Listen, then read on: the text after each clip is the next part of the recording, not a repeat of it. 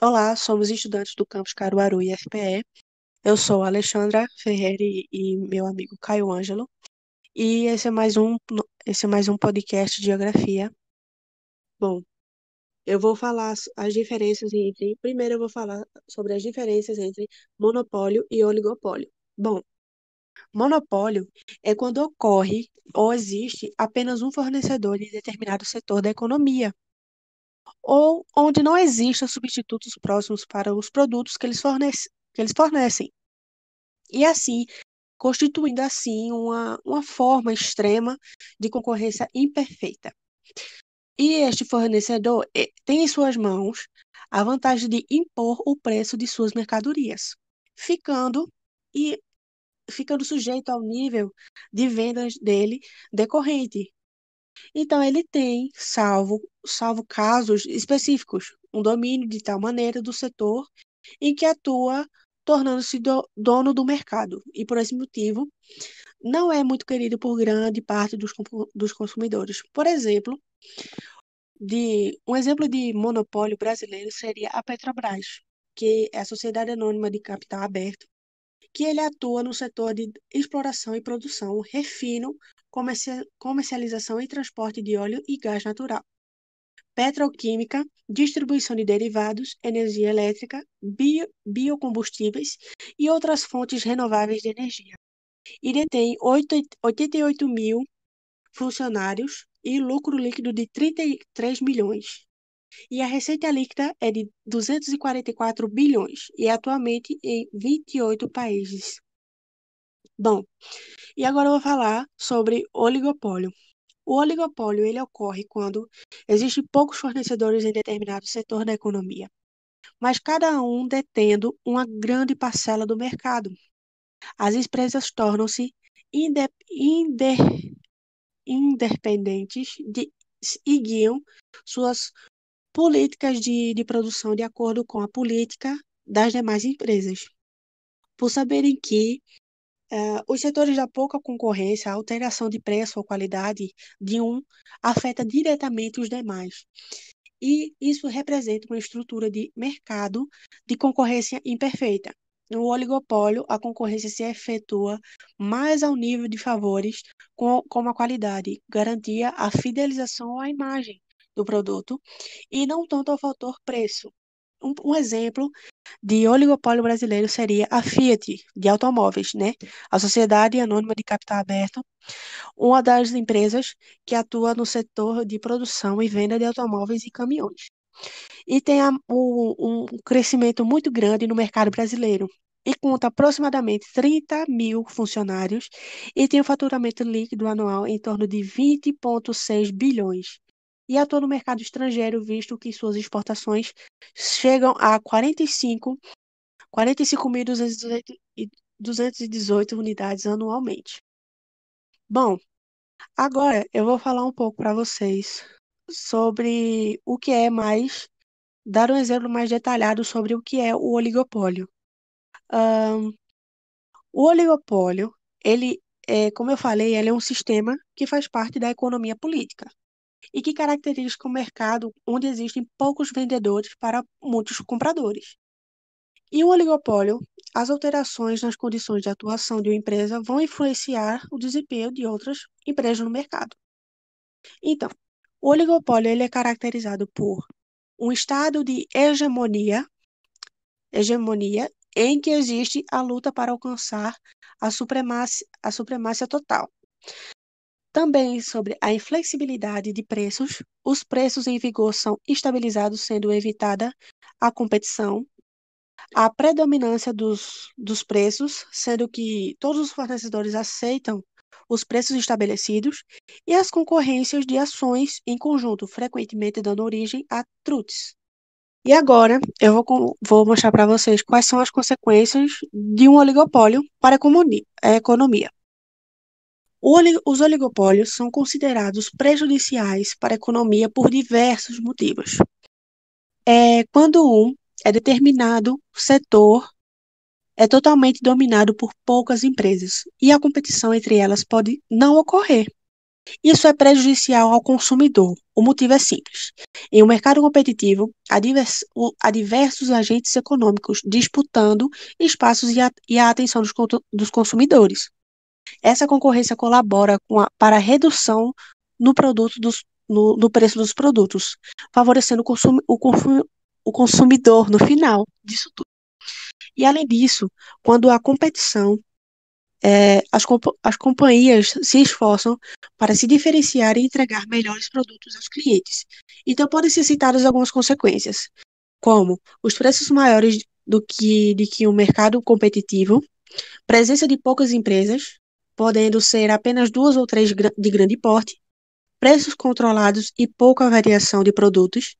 As companhias podem ser dependentes entre si em determinados fatores, sendo que uma ação pode afetar demais e enfraquecer o mercado de trabalho daquelas pessoas.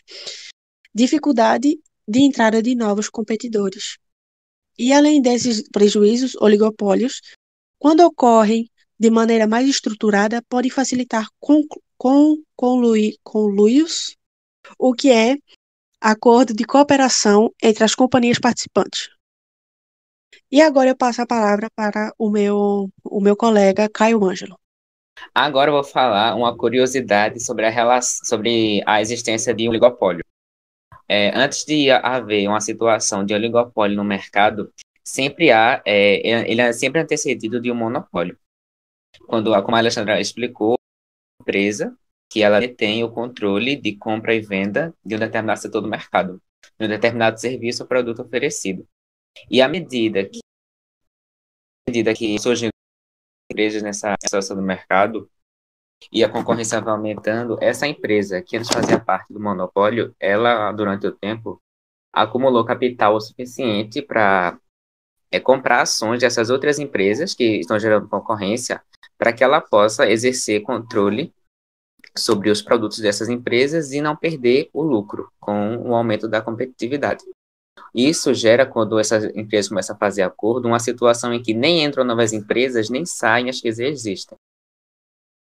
E quando empresas entram num acordo de cooperação no oligopólio, isso quer dizer que elas estão no concluio, como a Alexandra falou, e assim sendo, por meio dessa cooperação, há a possibilidade que cada uma delas, entre o mesmo grupo, exerça preços mais elevados do que com o nível de produção, e com o nível de produção reduzida, formando assim um cartel entre elas, que no Brasil é uma prática ilegal. Então, assim, por mais que no oligopólio haja uma certa competitividade, a relação da qualidade do produto e do preço que as empresas oferecem não é muito diferente de um monopólio. Porque apesar de ter uma certa competitividade, ainda assim, um oligopólio, quando ele surge de forma estruturada e organizada, ele tende a um estágio monopolista entre o próprio grupo de empresas, uma vez que elas correspondem a uma só grande empresa, que é o sócio majoritário da sua ação. Mas existe também outras formas de cartéis, outras formas de oligopólio, que podem acabar resultando, né, nesse tipo de situação parecida. São elas o trust, o hold e o conglomerado. O trust, ele acontece na empresa em uma situação de oligopólio, ela perde força e precisa se unir com outra para conseguir se manter. Em alguns casos extremos, elas podem se tornar um novo monopólio para a economia, porque, como eu expliquei, é, há uma situação de monopólio, aí começa a ter uma concorrência. Quando essas empresas se unem e começam a fazer acordos entre si, tende a ser, de novo, uma situação de monopólio, porque apesar de ter mais de uma empresa, essas empresas respondem entre si, formando um grupo só. O holding, ele se caracteriza... Sim, o que caracteriza o holding é o fato de uma empresa maior controlar outras empresas subsidiárias. Elas oferecem o mesmo produto no mercado e, assim, possuem o objetivo de serem um só grupo empresarial de utilidades mistas. E uma consequência do holding é que esse grupo de empresas, como eu falei, elas oferecem utilidades mistas. O que acontece? Gera uma falsa sensação de concorrência no consumidor desinformado, que acha que, vou dar preferência ao produto de outra empresa para não gerar renda para outra. O que muitas vezes acontece ou esse produto que você comprou, ele ir para a renda da outra empresa, uma vez que ela faz parte do mesmo grupo. E o conglomerado ou um grupo empresarial é uma empresa holding que forma um novo grupo empresarial, o qual se expande pelo fato de participar de diferentes mercados, fator que aumenta o poder do capital de giro. Nessa situação, o oligopólio ele não está presente apenas no setor da economia, do setor do mercado. Não é só no setor de bebidas ou só no setor de energia, por exemplo. É em vários setores que cooperam entre si para gerar lucro próprio. Enfim, também não resulta em muita competitividade, consequentemente não abaixa os preços do produto. Outro exemplo prático da presença do oligopólio no Brasil são as grandes empresas de bebida Pepsi e Coca-Cola, que estão associadas a empresas desde pequeno a grande porte ao redor do mundo, inclusive no Brasil. Um exemplo recente é a Coca-Cola, ela comprou a empresa brasileira Guaraná Jesus. E o que acontece? A Coca-Cola ela vai tendo domínio sobre empresas de bebida ao redor do mundo, e quando você compra uma bebida achando que não está dando dinheiro para a Coca-Cola, você está dando dinheiro para a Coca-Cola, porque essa empresa pertence à Coca-Cola.